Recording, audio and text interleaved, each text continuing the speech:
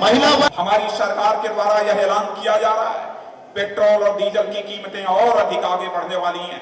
यह स्वाभाविक है कि पेट्रोल और डीजल की जब कीमतें बढ़ेंगी तो जितनी भी आवश्यक उपभोग वस्तुएं हैं, सारी उपभोग वस्तुओं की भी कीमतें बढ़ेंगी ही बढ़ेंगी।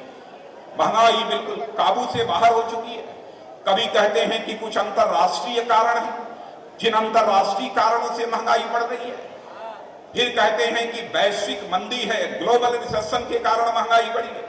फिर कहते हैं कि नहीं, ग्रोथ रेट भारत में विकास दर तेजी के साथ बढ़ी है, इस कारण जो है महंगाई बढ़ रही है। मैं कहना चाहता हूं सरकार के लोगों से, कौन से कारण हैं जिन कारणों से महंगाई बढ़ रही है?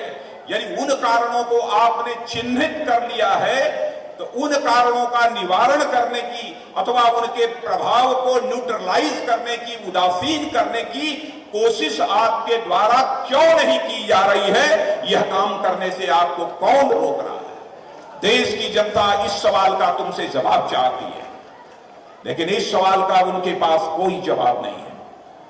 और मैं तो यह मानता हूं, यदि जो कुछ भी हो रहा है महंगाई को लेकर, वह गलत आर्थिक नियोजन, गलत आर्थिक नीतियां और साथ ही साथ भ्रष्टाचार, यह प्रमुख रूप से 3 कारण हैं, जिन 3 कारणों से यह देश की अर्थव्यवस्था के समक्ष गंभीर संकट पैदा हुआ है। सबसे बड़ा कारण है भ्रष्टाचार का। अभी सुशील मोदी जी उसी भ्रष्टाचार की चर्चा कर रहे थे। भ्रष्टाचार भी देश में यदि बढ़ा है तो हम किसको जिम्मेदारी मानेंगे? क्या इस देश की बहुत सारी व्यवस्थाएं, सिस्टम, उनमें चेंज लाकर, उनमें परिवर्तन लाकर क्या इस भ्रष्टाचार को कम नहीं किया जा सकता?